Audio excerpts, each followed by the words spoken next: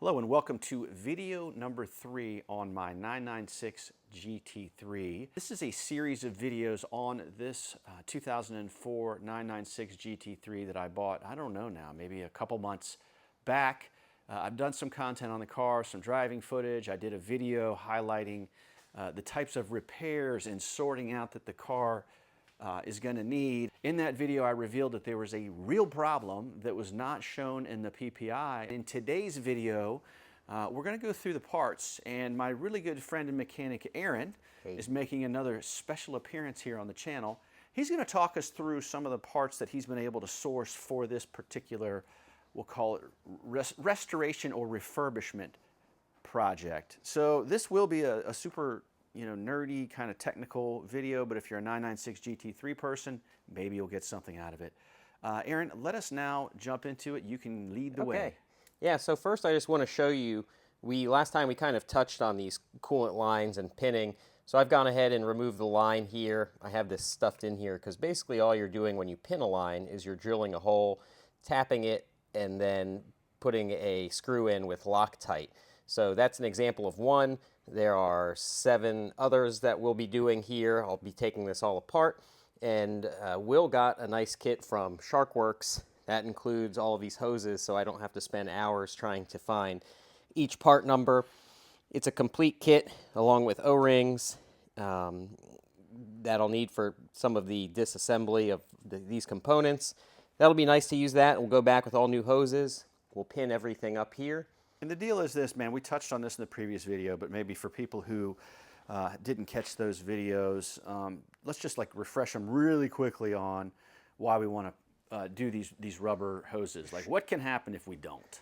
Well, so really to do this correctly, you need to remove the hoses to make sure these fittings are not loose, because sometimes they'll pop out and you'll get a giant coolant leak, and usually it's suddenly, and that's bad when you do that, especially if you're on track. So we'll pull the hoses out. I'll make sure these are in tight, and if they're in tight, I'll go ahead and pin the coolant line. If they're loose, I'll take it out, you sand it down, and there's a special epoxy you use to re-epoxy it and then pin it. And also, it's just good practice. When you pulled out these hoses, they're 20-something years old. Here's the one that we removed. When you're pulling on it and yanking on it, it might not seal up well. It's best to just replace them all with new. And they're all factory Porsche hoses. I don't think there's many aftermarket hoses for this. So at first, what we were thinking about is maybe sort of picking and choosing, and sorry about that, guys, the camera's sort of struggling to focus. We were going to pick and choose which hoses that we were going to replace. I mean, honestly, this is not just an open checkbook job, and it's pretty daggum extensive. And side note, this is kind of how I do things when I buy a car. I go through it thoroughly so that I'm enjoying it worry-free, and I know that the next guy will have a good, solid car when they buy it from me. But we were thinking about maybe cutting some expense back by retaining some of these hoses. And I talked to Alex over at SharkWorks, and he strongly recommended, Aaron, that we do every rubber hose while the motor's out of the car, right? Well, now's the time to do it, because as you can see, if you're trying to do this in the car, which some guys claim they have done, imagine trying to get a drill in here without disassembling this, to drill this, tap this, and fit fittings in, and then there's some even further back. So when you're pulling on these hoses, yanking on them, getting them out of there, it's a good idea to go replace them. In fact, you can see a date code right there, 03. So yeah, dude. I mean, so yeah, it costs extra money, and of course it always does when you're doing stuff like this, but it costs twice as much to do it twice. That's exactly right. That's exactly right. So that's the coolant hose deal. He's begun pinning the ones that fail, and then of course we literally just now opened this kit, so we won't take you through each one of these, but I think it's pretty self-explanatory. A lot of new rubber, right? A lot of new rubber, yeah, that's a good thing. So a few other things we have over here, I just kind of laid some stuff out. There's a couple of vacuum lines in there. This is plastic, they call it Coolant. You can literally take it in your finger and snap the current stuff in half, so we'll replace this. You got to do... And you know what, let's back up just for one moment. Oh, yeah. I thought, I've never known, like, what is a pin when you're pinning these coolant lines? So look at this. I mean, this is what people use. So this is what SharkWorks recommends. It's a M4 by 10 millimeter bolt with a 0.7 thread pitch. So literally, all you're doing is you're drilling a hole in the fitting on the vehicle. You're tapping it, and then using some Loctite and tightening these in. Now, of course, you're going to get shavings dropping in. So if you saw the hose on the car there, I had a paper towel shoved in so you don't get shavings in the coolant system. Although that would be very minimal. It's not like your oil system where that's super detrimental. A couple of shavings wouldn't hurt anything, but we try to avoid that. So I use grease to grease up the tap and try to collect those. So, yeah, man, for all this like mysterious supernatural talk about pinning coolant lines, it's pretty damn simple. It's a screw. All right, man, back to this. So yeah, so throttle body gasket, you got your vacuum lines here. This is your new flywheel, pressure plate, clutch, and release bearing. That's all brand new going in. Here's your new clutch fork. Here are the, this is a clutch fork kit. You can see the needle bearings in here. So you kind of have to line this all up when it's going back together, which is why a lot of guys will only pull the motor to do it. Here is your old water pump. It has a small amount of play in the bearing. It probably wasn't leaking, but any play is not good. Okay, hold on. I want to talk about this here because this is another one of those things of like internet lore, and indeed it's factual. So, you know, guys experience on the 996, they talk about impellers breaking off and getting, I guess, in the motor, right? Yes. And we're talking about these little fins here. Now, thankfully, mine are all intact, but that's my understanding of the situation. Is this what guys experience? Yes. Breaking off and then ruining the motor. So what happens is there's a bearing in here, and I can't really show you the play, but what happens is there's tension on this belt because it's, you know, that's how it's spun. It's a friction thing. So when that tension when the bearing fails all the way and this bearing breaks, this tilts sideways and these impeller blades hit the case of the motor and crack off. So a lot of guys say, hey, just put a metal impeller in there. Well, yeah, but when it fails, then the metal impeller gouges the side of your case. So I recommend sticking with plastic. That's what we've done. So again, like I'm a layman. I don't know much about any of this stuff, as viewers will know, but I always find it fascinating. Like you read about the impellers breaking off, you read about the damage that's caused, but like I think it's just cool to actually see this out here in the open. So now, here's the new one. Here's the new pump. I use Pierberg pumps. They're the OEM manufacturer. And you can see, if you're ever looking at a car, see this is dated the 48th week of 2024. It's brand new. Interesting. And it actually has the Porsche casting number in it. Pierberg manufactures these for Porsche. So that's why we went with the, I don't know, how much was it, $400 pump versus the $800 Porsche version. It's the same thing. Love that. And then we have your new thermostat here and gasket. We have your flywheel bolts, pressure plate bolts. You always replace that. We have new engine mounts here. Here is one of your old ones. Here is one of your new ones. Now, you don't think these are bad, really, do you? I don't really think they're bad. Usually, and these are really stiff. Usually what you see is if they fail completely, they're like mush. And one side hangs really low. But they also do sag, and you can see a small difference in height between these two. So maybe that'll help. Maybe it'll help a little bit. How much were these? I can't remember. We went with standard 996 mounts instead of going with like a solid mount just to make it a little more driver friendly. I think they were $200 a piece. Yeah, I just felt like, I mean, that's not a tiny amount of money, but I felt like, you know, why not do these? That way, you know, you can say you did these. Right, right. And then this is your transmission bushing. These were all cracked on Will's car here, so we'll drive out the old bushings and replace them. There's two of them. And we have over here the coolant tank. We did a new coolant tank and fuel filter. These are known to crack and separate and leak coolant as well. While the engine's out, it's super easy to replace with the engine in. It is not a fun job, but it is doable. And it's just recommended to do. I do it on all 996s if it's never been done. Also, it dresses up the engine bay a little bit, in my opinion. You can tell right away when you pop the trunk, and you can tell it's been maintained. Yes.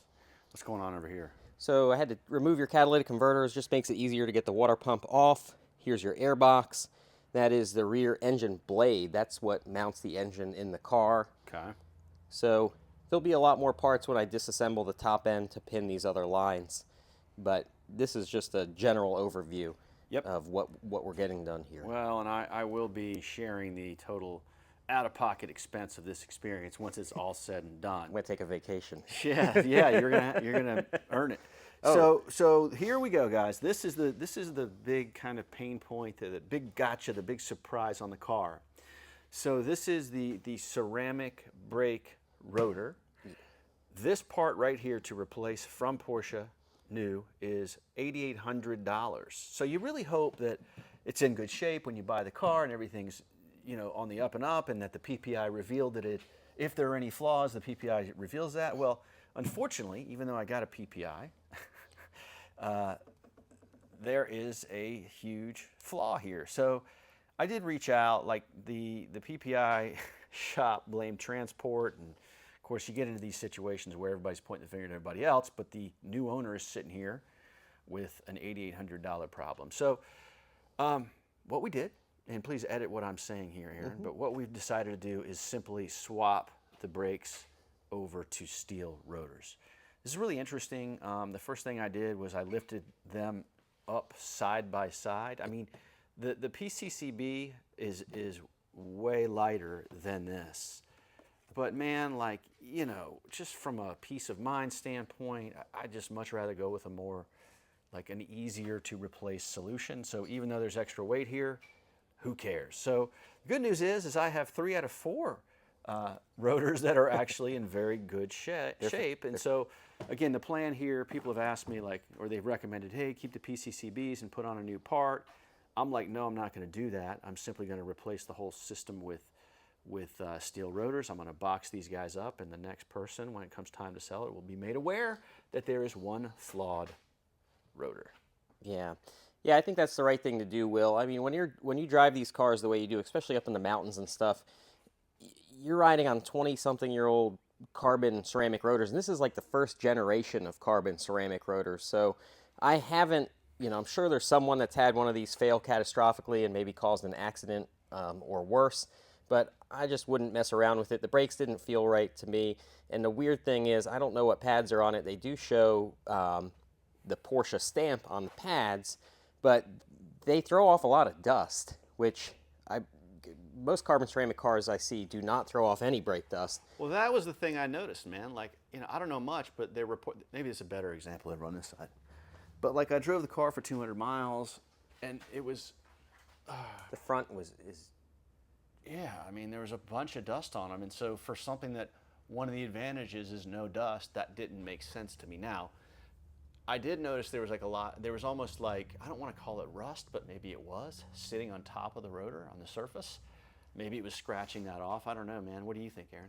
It's just kind of odd, and the fact that one is flawed, I think there's no better time than to switch to a steel rotor. You can pound on it as hard as you want. Replacements are much more cost effective, and you don't have to worry about not having brakes coming hot into a corner. So you can see how dusty this one is here. Yeah, dude, it just doesn't make sense, does it? So I thought maybe there were some track pads, because they do make track pads for carbon ceramic rotors, the guys that just want to burn them up. But no, they're factory Porsche pads, so just kind of interesting. So this just goes to show, again, like, you don't know. I mean, with a car like this, 8 owners, limited documentation, who knows what the hell that story is, but I know that we're going to get it right, you know? Yeah, and we do have a new front lip here. Yes, this was a huge win. This is just, it comes boxed and kind of kinks, so I'm letting it straighten out a little bit. I might take it off and lay it in the sun. So that's the factory front chin spoiler that was missing. That's going to look great. Anything else to see of interest here, man? Not really. I mean, I do need to do the rear main seal. I think we talked about that last time. We'll get this done. I cleaned this up a bit. I don't remember how dirty it was in the last video, but I'd like to get this cleaned up a lot more. I'll do that when I get the top of the, probably the intake's going to come off to get to these coolant hoses in the back. So I just like to give it a good overall bath, get everything done. I like to work on this kind of in stages. You can't really do it all at once, and I like to take my time, although I would like to get this back on the road so I can drive it again. Well, that's it, man, and it'll drive correctly this time, and it will stop correctly. Yes, and we will be doing an alignment too. So. And you know what I suspect? I don't know. I meant to ask you about this. The tires, what are the date codes on the tires? The tires were actually new. They're 30 of 22, or newer. I guess, God, it's 2026 now, so they're 4 years old. See, I don't know, man. I want to see if they balance out too, because there was a lot of kind of bouncing.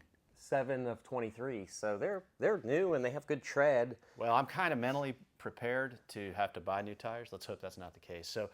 So I told you initially I had a budget of $10,000. It's obvious that that's unrealistic. So, you know, we're a little north of that. I'm kind of thinking that I'm going to have to go even further north on tires, but maybe we won't. Yeah. Yeah, but the good news is you're doing the things that everyone wants done on one of these cars.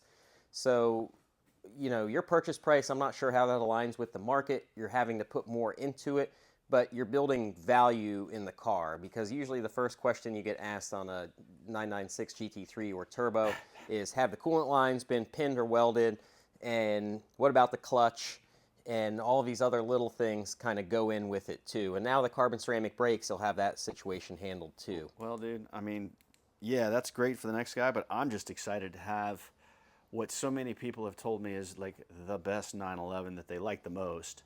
I'm excited to be able to own one that's sort of in this rare spec and fully sorted out, you know, so I can't wait to take it up in the mountains, man. It's awesome.